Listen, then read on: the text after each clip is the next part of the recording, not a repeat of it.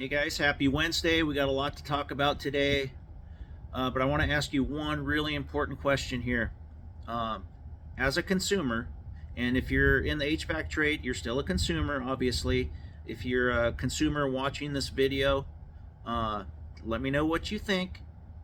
Would you rather have a small family owned company, HVAC company, servicing you, or one of these companies that is owned by a big private investment firm? And you'd be surprised how many companies are owned by these private investment firms. So we're going to answer that question for you here in a second. Stay tuned.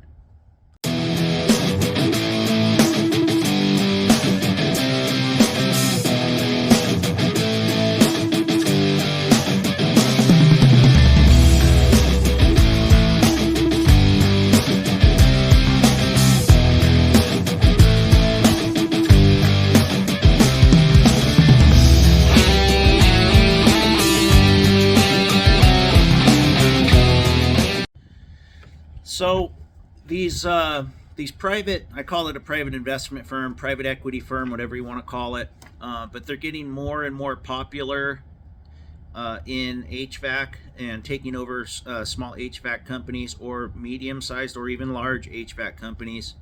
And you know, the the the cons to using a company that is owned by one of these private equity firms is that they are not reinvesting back, usually not reinvesting back into your community.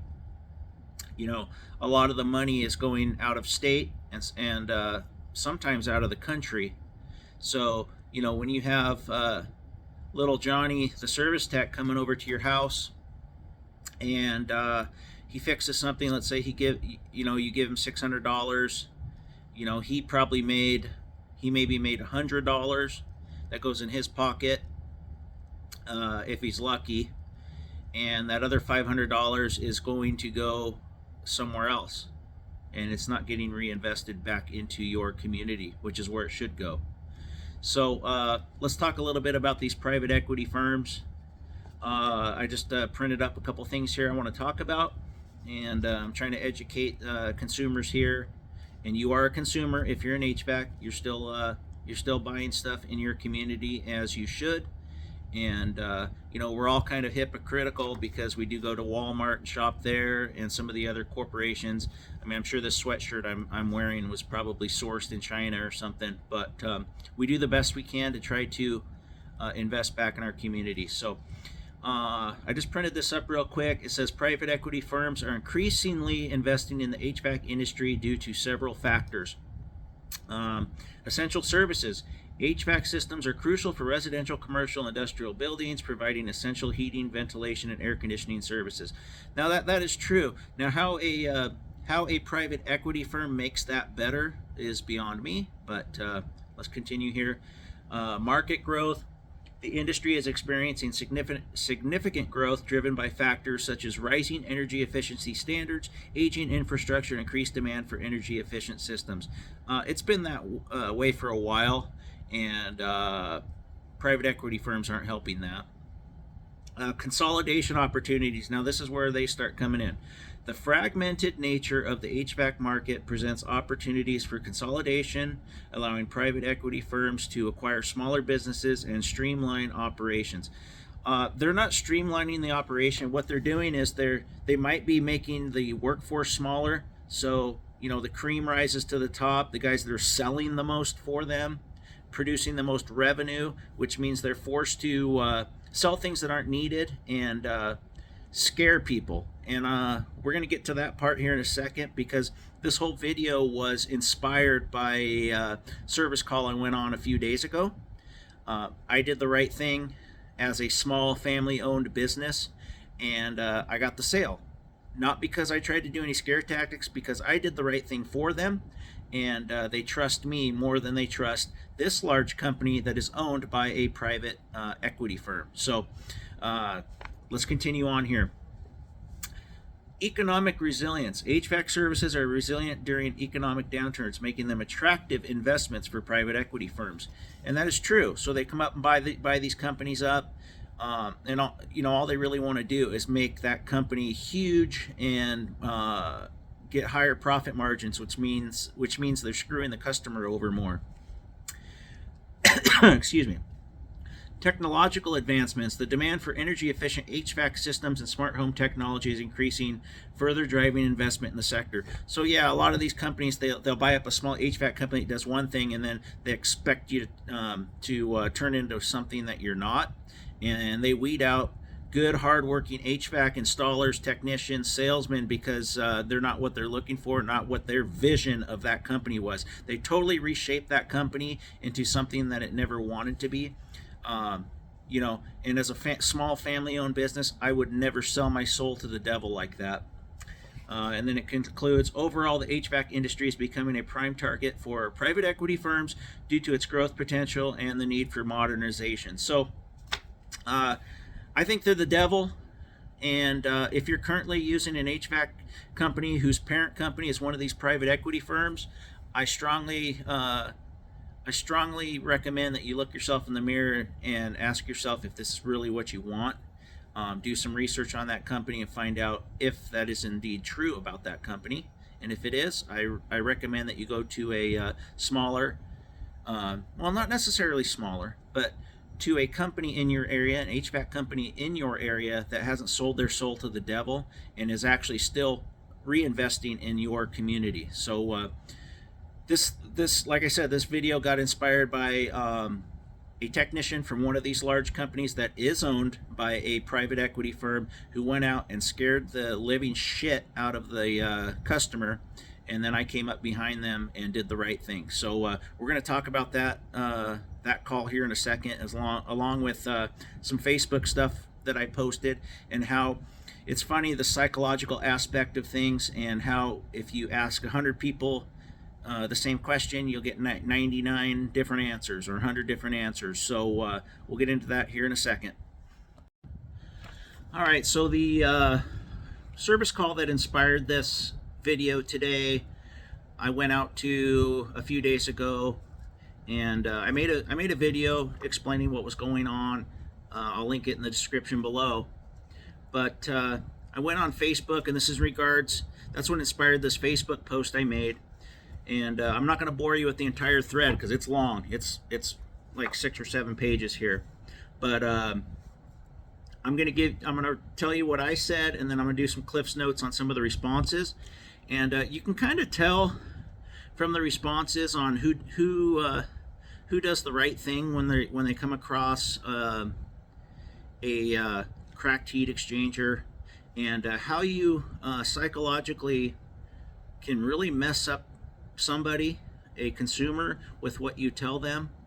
And you gotta be diplomatic. You can't scare people. You need to tell them the facts, and not just be focused on selling them something. And that's where it comes back to the private equity firms, because they're pushing these supposed service technicians to sell stuff, and they're nothing but flat out sales techs. And we're going to get to the bottom of this, and I'm going to keep pushing. I think this is my destiny when all's said and done with HVAC, is to expose this stuff more than other people do. And I have to be very discreet about it, though, because I can't mention any names. But all I can do is educate the public on this. So I made a post here on Facebook. Let's get to it. So I said some words of wisdom for newer techs and some of you so-called experienced techs. A crack in a heat exchanger doesn't mean you tell the customer they absolutely have CO, carbon monoxide, in their home. You do not tell them that they could be sick or dying. Unfortunately, there are too many HVAC techs out there that spread this fear around. It is what they call in the sales boot camps a call to action. Don't be one of the guys or gals that does this crap. I see it all too often. So that was my post on an HVAC group on Facebook, and I got some responses. I'm going to do the Cliff's Notes. I'm going to try not to read too much, but I think it's interesting how many different points of view you get on this, and it helps you weed out the good techs from the bad techs. and the people that you want out at your home. So the first one is, and I agree with this technician, you run a combustion analysis. CL can cause a serious illness and is often misdiagnosed. You can preach to the choir types who loudly announce their way is the only right way instead of actively learning like the rest of us just to justify why they didn't run the proper tests that could save lives. And this person is trying to talk about me, but they weren't out on the service call, so they have no idea what I did. I ran all the tests. I set the customer at ease. I sold the furnace, so obviously I did something right, and they have their full trust in me. And I said, hopefully you're talking about someone else. I said a thorough diagnosis with a high quality carbon monoxide detector that reads down to 0 parts per million is the way to go. I am talking about techs that tell the customer this without any proof. The ones that scare them, shut the gas valve off, which is fine. Eliminate the scaring them part though. You can shut the gas valve off and leave as you should. Waiting for a call that the customer wants to replace. You and I both know that's what they're trying to do. And I got a lot of thumbs up on that because that is true. You can tell them the risks, but you can tell them, hey, it's up to you, and make sure you get it video documented. Make sure that you have it in writing that you told them you can do whatever you want. I'm saying you should leave this off, but I'm also not going to make you freeze. And if you feel like you need to turn it on, then you turn it on. But that's up to you. At that point, the ball is in their court, and they're the ones that are, going to potentially harm themselves or their family. You're not doing it. But to make it inoperable is, I don't think it's ethical, especially when you have 0 parts per million in the home. Make sure that they have the proper carbon monoxide detectors in place. And then it is a call to action. You tell them, hey, it needs to be replaced. But to scare them and tell them that they're sick or dying is not something I'm ever going to do. So let's move on here. Got some more. So we got another technician here, and I think this is a good technician here. He says, sadly, I think a lot of cracked heat exchangers are nothing but selling techs lining their pockets, and he's absolutely correct. On the other hand, if you find one that is legitimately cracked, you need to state on your invoice that it is cracked, and you advise against running it until repaired or replaced, and have them sign off on it. And that's exactly true. You advise them, but you don't force them, especially if it's cold outside. A small crack can become a big crack at any time. That is true. Today's furnaces do have more safeties to prevent a tragedy, but we also have too many ambulance chasing lawyers. Protect your clients, protect yourself.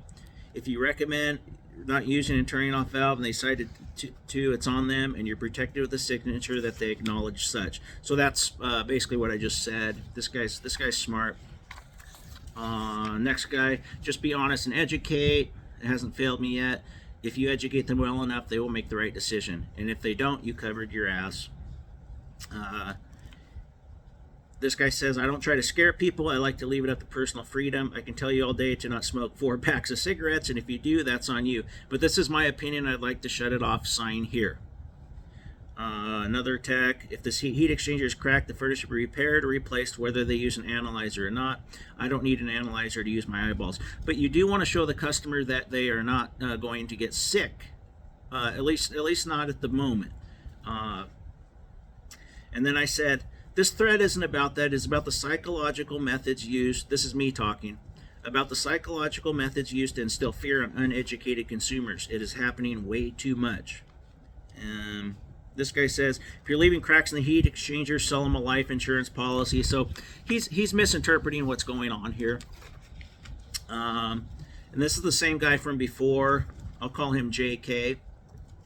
He goes, what pisses me off is the ones that aren't cracked, and they try to scare people to death. Had an 8-year-old Ream in awesome condition. I told the homeowner her dogs were going to die. He told the homeowner her dogs were going to die from carbon monoxide poisoning. He could change furnace for $7,500. Nothing wrong with furnace, even if there was a heat exchanger under warranty. So that's another thing. You can, if it's a newer furnace and you tell them that, they can get it fixed a lot cheaper by warranting that heat exchanger, which a lot of them don't even give them the option of doing that. And then I responded, yep, this was the point of the post.